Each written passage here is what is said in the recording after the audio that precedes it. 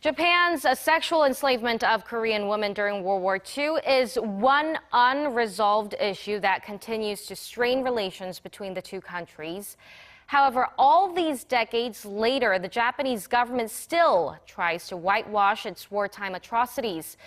Now, fresh evidence has been found that should aid Seoul's efforts to corner Tokyo into facing reality. Lee Ji-won tells us more. Women with faces full of fear are lined up against a wall. A man presumed to be a Chinese officer talks to them. This short 18-second video is of 7 Korean women sexually enslaved by the Japanese soldiers in Yunnan province, southwest of China around the end of World War II. It is the first ever video footage of Korean victims that has been found.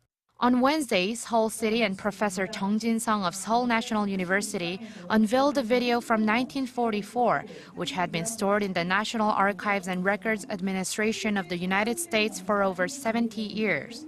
Previously, footage of Chinese comfort women had been found, but there were only pictures and documents on the Korean comfort women. But after the professor and his research team were certain that a video on the Korean victims existed, they spent 2 years searching for the footage. And they finally found what they were looking for amongst hundreds of film reels last month.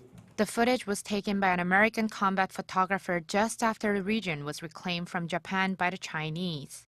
During World War II, an estimated 200,000 women, mostly Koreans, were kidnapped and forced to become sex slaves for Japanese troops.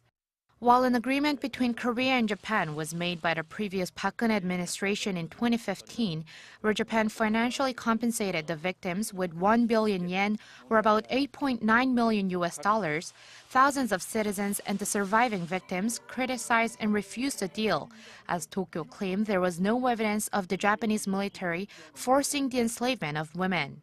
But with Korea's newly elected President Moon Jae-in calling for renegotiation of the deal, the research team says that they hope the footage will work as a tool to open up such talks. We hope the new findings will bring the public's attention and interest on the matter, so that when President Moon has his first bilateral talk with the Japanese Prime Minister Shinzo Abe at the G20 summit later this week, an atmosphere for renegotiation can be made.